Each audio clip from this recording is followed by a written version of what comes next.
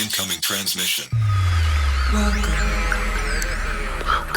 Welcome. This is True Spies, the podcast that takes you deep inside the greatest secret missions of all time. Week by week, you'll hear the true stories behind the operations that have shaped the world we live in. True Spies. You'll meet the people who live life undercover. What do they know? What are their skills? And what would you do in their position? This is True Spies. At some point, British intelligence gave him a letter, presumably from the Foreign Office, and he was to go to Hanoi.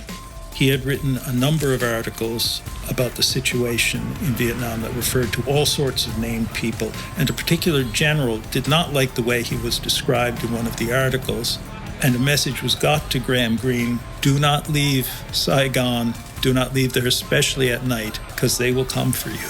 I'm Sophia Di Martino, and this is True Spies from Spyscape Studios. Celebrity Spies Part 1.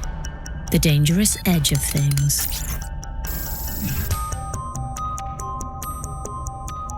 This week's True Spy takes us back to the early explosive decades of the Cold War, a period when the major superpowers were locked into a relentless game of spycraft to gain the upper hand. Hungry for intelligence, the various secret service agencies sometimes recruited operatives from unlikely places. Alongside an anonymous, invisible army of agents and double agents stealing, selling, or exchanging secrets, a certain class of gentleman spy was employed, often on an ad hoc basis. One such spy was the acclaimed British author Graham Greene.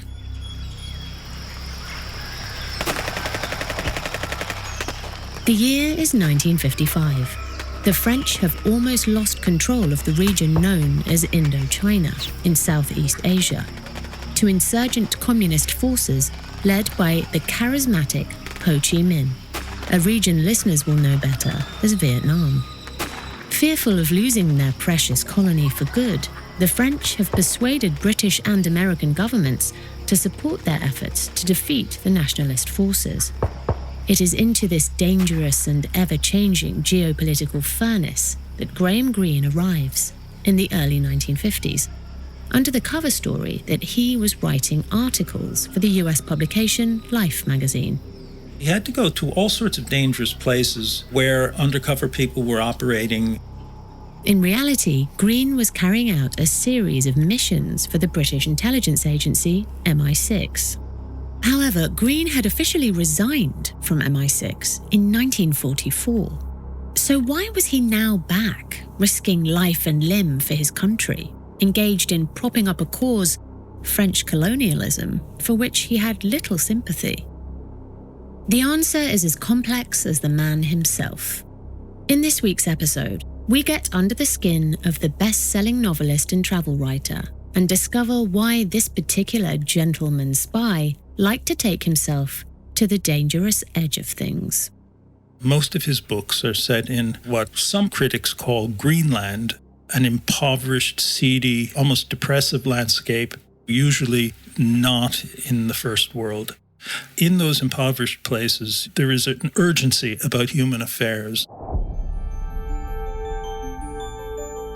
Our guide for this story of one man's obsession with intrigue, betrayal, and danger is biographer Richard Greene, no relation to the famous author.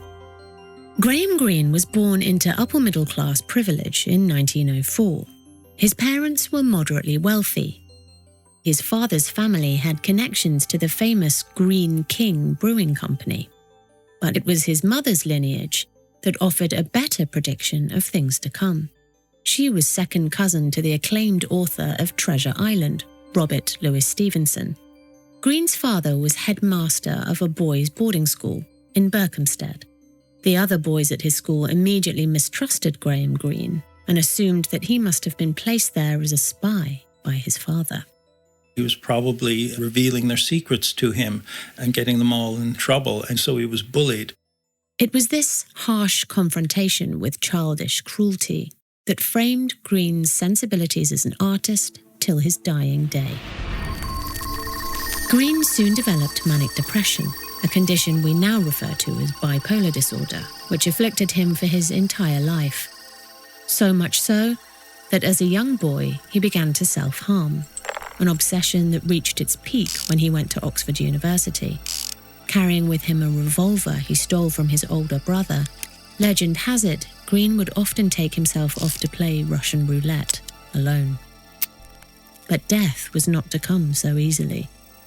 Encouraged by a psychoanalyst, while still in his teens, Greene started to write. Despite some success with his first novel, The Man Within, published when he was only 25, Greene failed to make a decent living in these early years. Married by the age of 23, Greene and his wife lived in a cottage without electricity.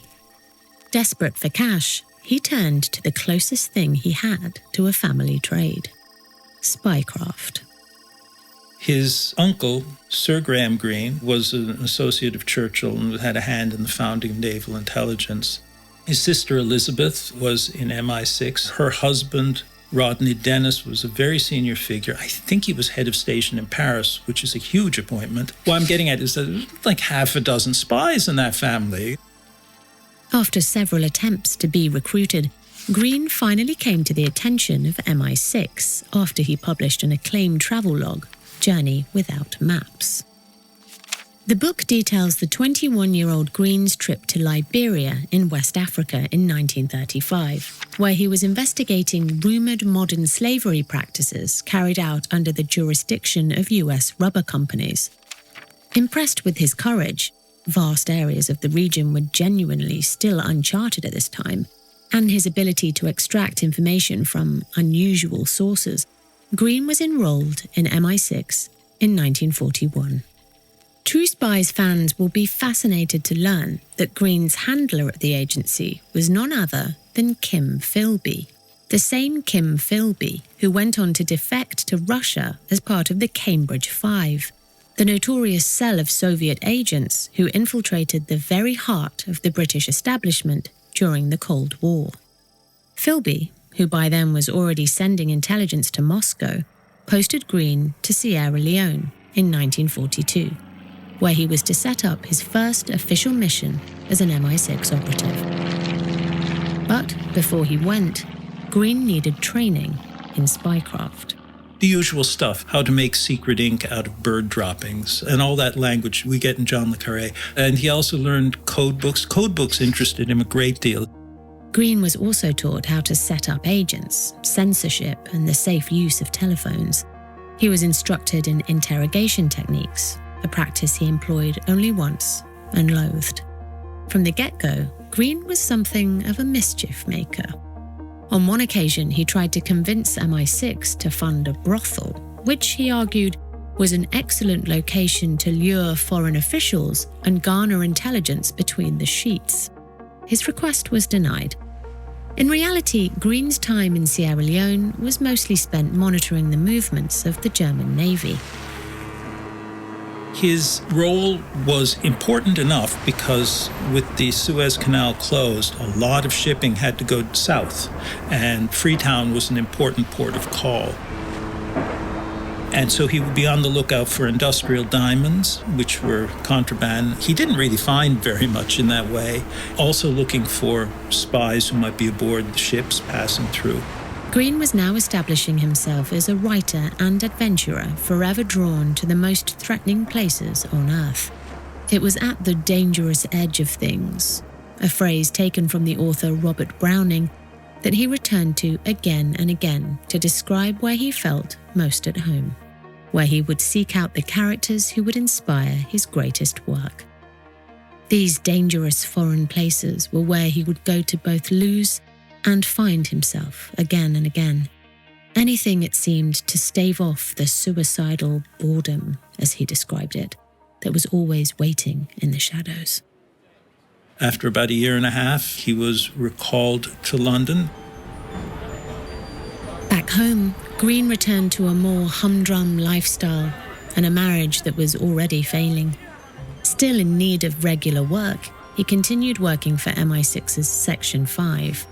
He was analyzing human intelligence, signals intelligence from the Enigma decrypts, things relating to Portugal and Spain, which were sensitive countries because they tended to sympathize with Hitler, but they hadn't actually entered the war. So they had to be watched, but they had to be very careful not to provoke them. And that was what he did. Greene by this time had become friends with Kim Philby. But this wasn't his only contact with traitors offering secrets to Soviet intelligence.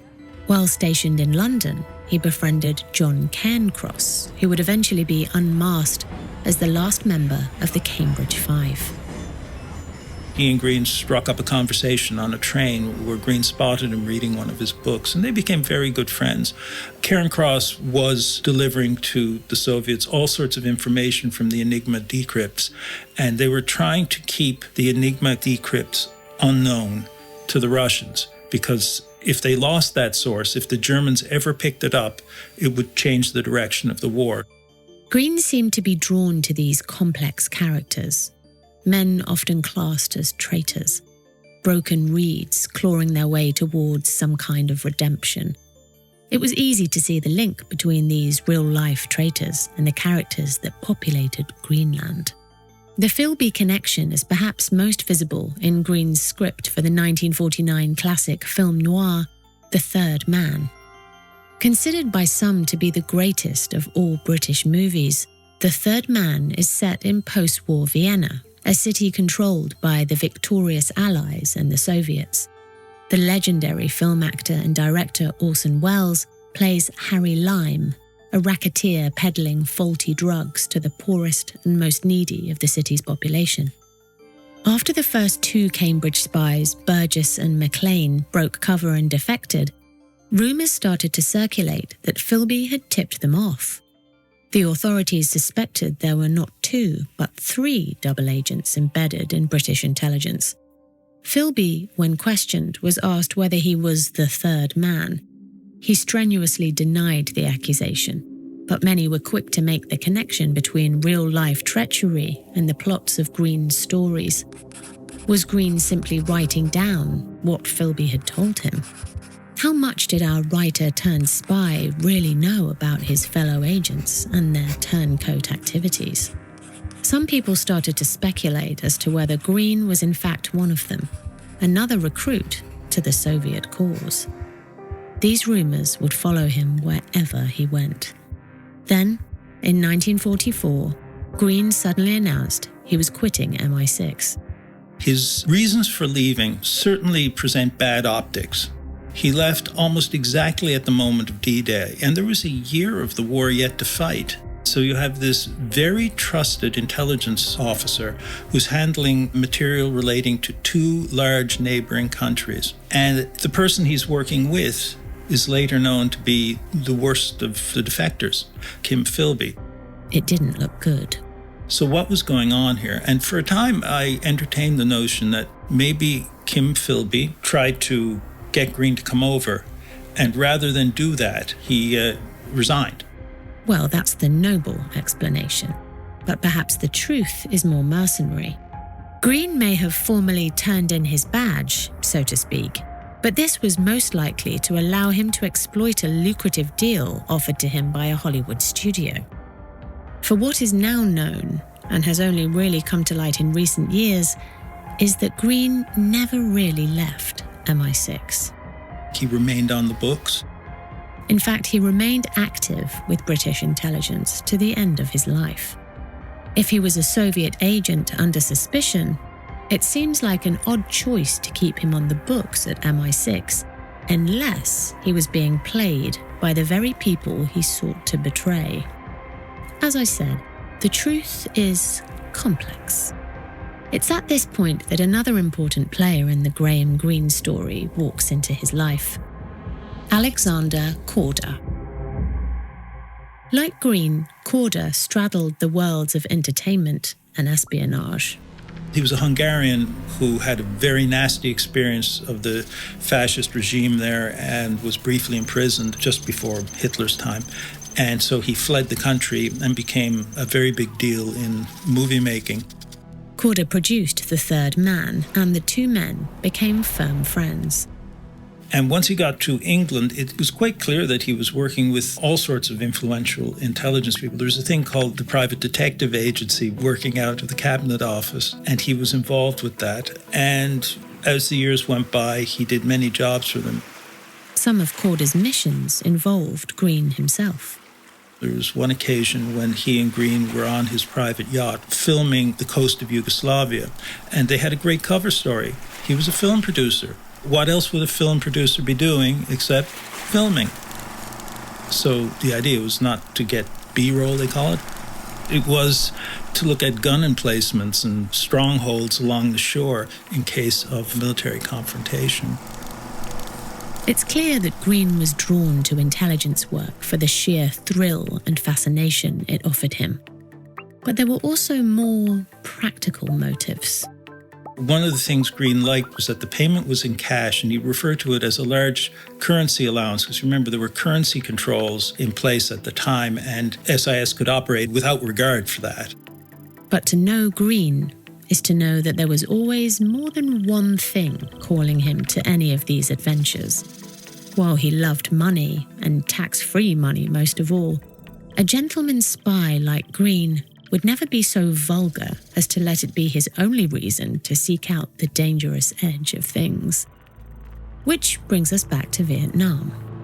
By the early 1950s, it was clear that the French colonial occupation was in severe jeopardy. The United States realized they had no choice but to offer assistance. The British were also quick to deploy agents on the ground. Agents like Graham Greene. In the midst of it, he gets briefings from MI6 that there's important things going on in Vietnam. You had better get there. And the long and the short of it is that he was working with another MI6 veteran named Trevor Wilson, whom he had known at MI6 headquarters. And the two of them were pursuing a line of inquiry for the British that is a search for an alternative leadership in Vietnam, one that wasn't communist and also wasn't colonialist. This concept of an alternative leadership for Vietnam, neither colonial nor communist, was known as the Third Force. It was being actively pursued by the Americans behind the backs of the French.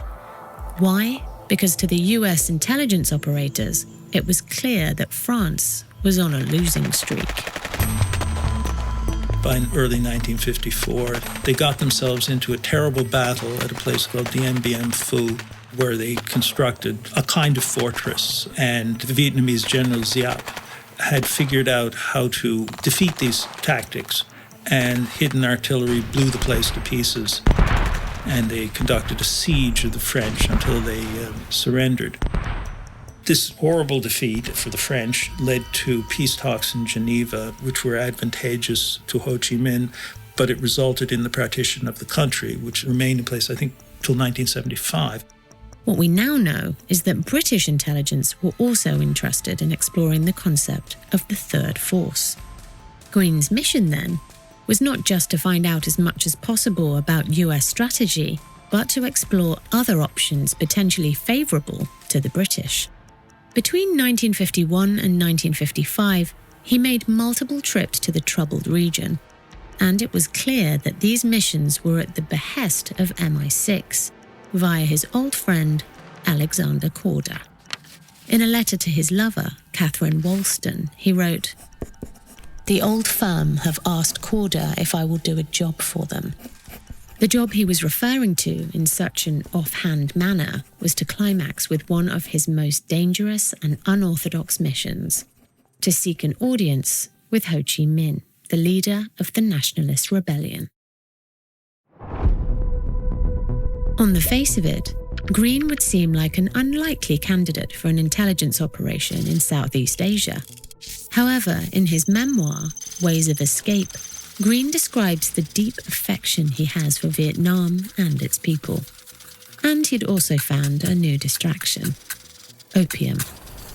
Smoking anywhere up to 8 pipes a day, he seemed to find its numbing, calming oblivion the perfect antidote to the sometimes crippling depression, and by this stage, the heartbreak he was experiencing. Having dedicated his novel The End of the Affair to Catherine, he had provoked her husband into intervening, and their relationship was essentially over. He was writing articles for major magazines on the situation in Vietnam, and these were very important. He was one of the early journalists to say, this is not a winnable war for the French. We need to come up with a sensible solution here.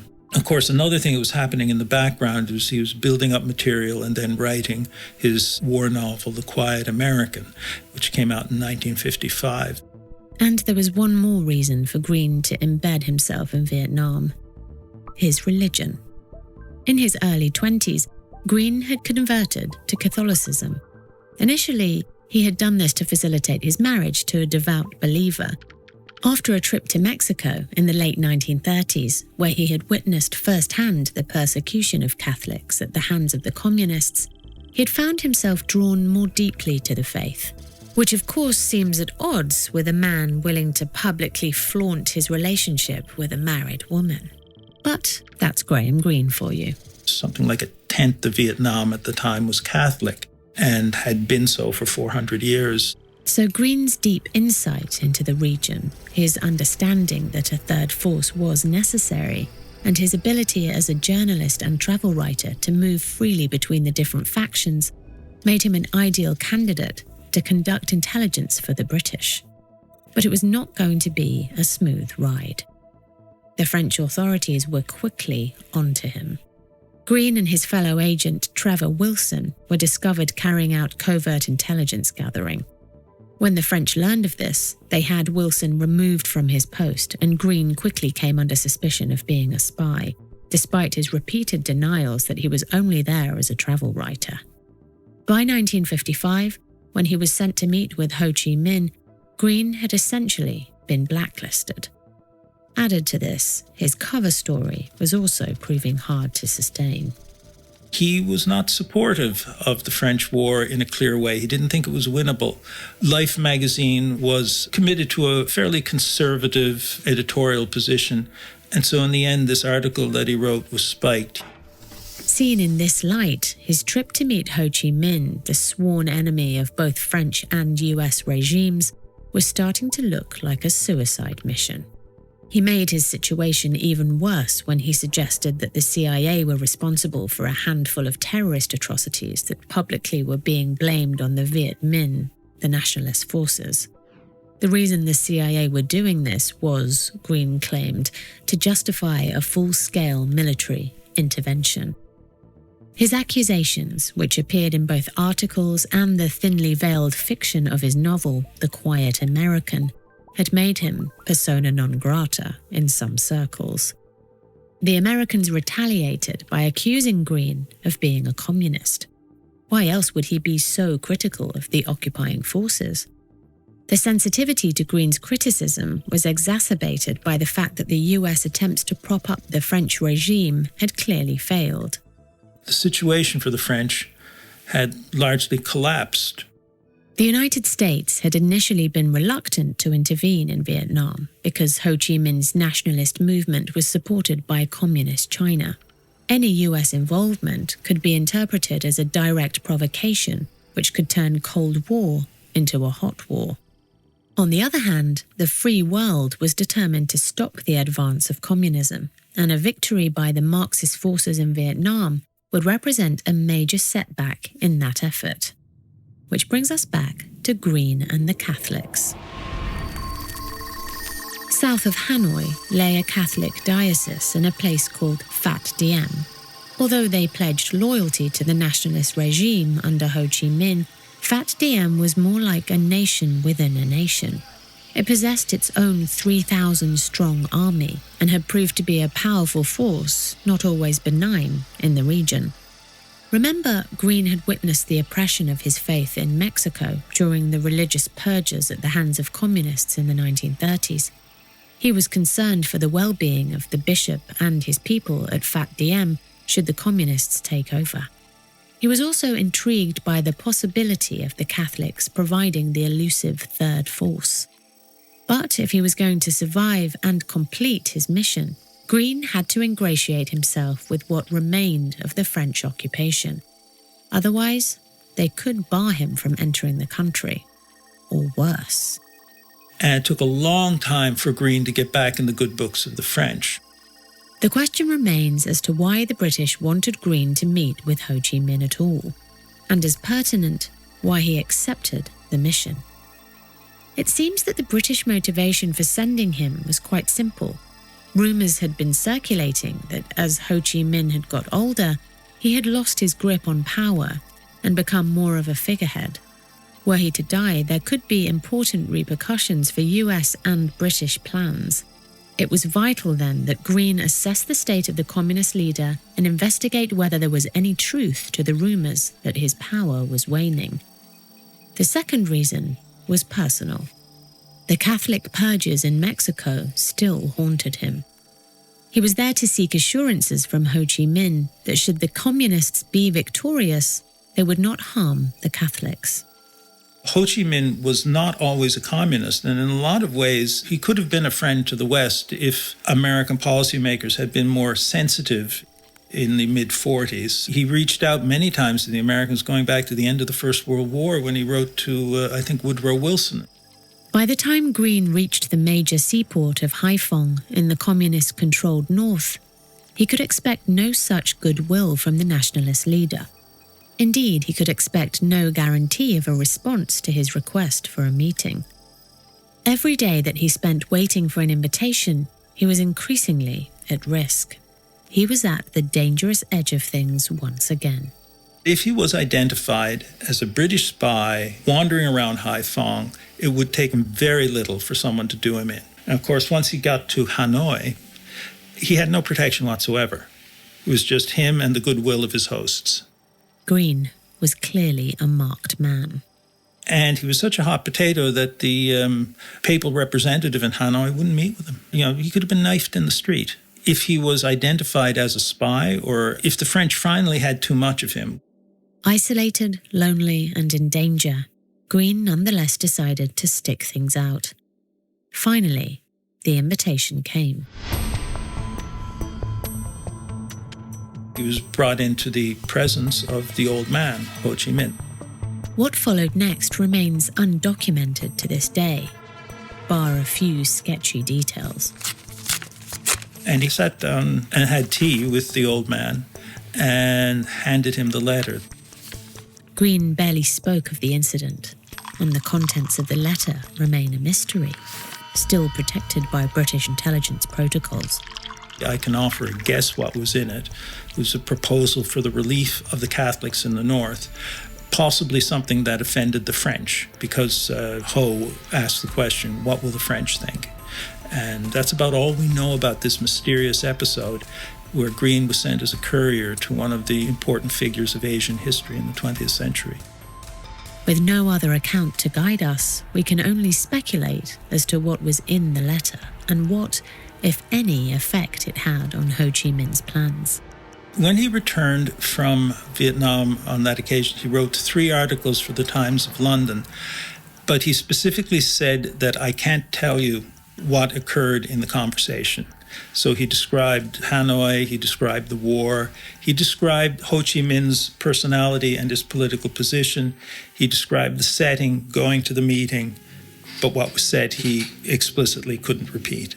Greene had heard him referred to as pure as Lucifer, and Greene was interested in this, but he didn't see him as Lucifer. What he saw, I think he used an expression, as one who solved an equation, that he was too sure of his theory and too confident of the way things are.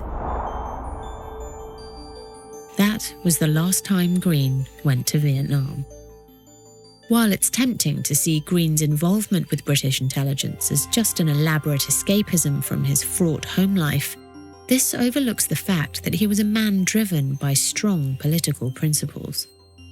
Over the years, his involvement in Vietnam was again searching out what was essentially a problem of freedom in a former colonial country. What form should freedom take, and how is it being interfered with by outsiders, such as the United States?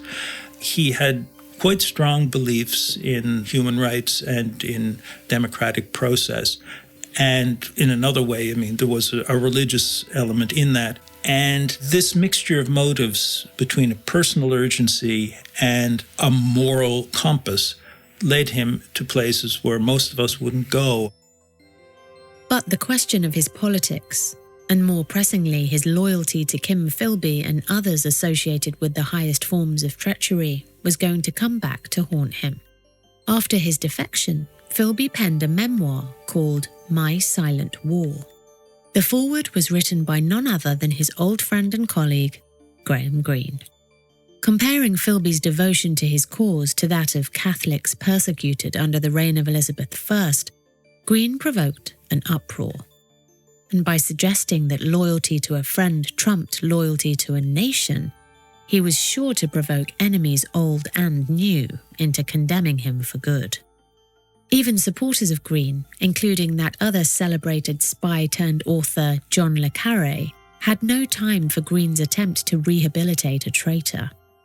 Nonetheless, it's hard to imagine how anyone could hurt Greene, who by the time he wrote his defense of Philby in 1968 was both wealthy and celebrated globally. He did not like the idea of a simply binary Cold War with the Americans faced off with the Russians or NATO in confrontation with the Warsaw Pact. He thought that, in a way, was closing your eyes to most of the world and most of the suffering in the world. But Greene did have an Achilles heel, his mysterious relationship with communism. Two things counted against him. First, his brief but publicly documented membership of the party while an undergraduate at Oxford. Secondly, his vocal attacks on US foreign policy. As well as his criticisms of US activities in Vietnam, Greene had a specific loathing for Senator Joseph McCarthy, who led the witch hunt against communism in Hollywood and the wider entertainment industry. There was one more explosive detail that was to provide ammunition for Greene's enemies. Philby had revealed that Greene had a codename assigned to him by the KGB. The codename Lauren was never explained. But when Greene resurrected his friendship with Philby in the late 1980s, he was welcomed with open arms by none other than the wife of the Soviet leader, Raisa Gorbachev. The rumor mill went into overdrive. Was this confirmation that Greene was a Soviet spy after all? Had Philby managed to recruit Greene to the cause all those years ago when they worked together in Section 5? It's unlikely that Kim Philby would attempt independent recruitment because he had tried that a few years before, and his controllers were irate and they very nearly cut him loose over it. They regarded him as an asset of such importance buried deep in British intelligence that he should not be doing anything of that sort. It was clear that whatever the rumours, Greene's critics would find it hard to pin anything on him that would really hurt him. One of the issues being Greene's fearlessness. A man accustomed to surviving in the world's most dangerous places was surely unassailable by this stage. It turns out there was one thing they could do to hurt him. Greene loved the fame and vast sums of money he earned writing what he called his entertainments, but he also craved the respect afforded to serious writers. When the possibility of a Nobel Prize entered the frame, Greene was of course bewitched by the prospect of such an elevated honour. Finally, he was to be acknowledged as not just a popular writer, but a great one. I think of all the prizes, the Nobel was the one he wanted. He went to Sweden and met with the secretary of the committee and made a number of return visits. He always hoped for it and it didn't come his way. Greene was devastated by this snub, which was undoubtedly in response to his support for Philby and equivocal views on communism. But, being Graham Greene, he probably wouldn't have had it any other way. Yes, of course. What would be worse than a happy ending? Despite losing out on the Nobel Prize, Greene's legacy as a writer remains unequivocal. His contribution as a spy is harder to pin down. It's hard to know if his meeting with Ho Chi Minh made any significant difference to the outcome of what was to become the Vietnam War. But perhaps the trick is not to separate the spying from his writing. He lived to write and wrote to live, and the two worlds crossed over continually throughout his career. While there's no question that he was an MI6 operative for much of his life, the question of to whom he was really loyal is perhaps the wrong question to ask. Greene's most important mission was, it seems, to beat the depression, the so-called boredom that had hounded him since childhood. The dangerous edge of things was where he felt most alive. That is not to say he was without compassion. It bleeds from every page of his books. But this compassion was, in the end, bound up with a particularly Catholic idea of the redeemability of ordinary, flawed men and women. His Catholicism was more detectable in the last breath of the whiskey priest in his masterpiece The Power and the Glory than it was to be found in the cathedrals of Rome. Redeemable if repentant. He craved his own redemption, but that didn't stop him evading, contradicting, and misdirecting anyone looking for a simple answer to the question of who Graham Greene really was. He defied this kind of definition right up until his death in 1991. He still defies it today. It was like he was the last of a generation of giants, the great writers of the mid-20th century. Richard Greene is the editor and author of two works connected to this week's True Spy. The first is Graham Greene's Letters, and the second is his brilliant biography published as Russian Roulette in the UK and The Unquiet Englishman in the United States. I'm Sophia Di Martino. Join us next week for part 2 of our Celebrity Spies trilogy. You'll meet Sterling Hayden, actor, sailor, spy, and so much more.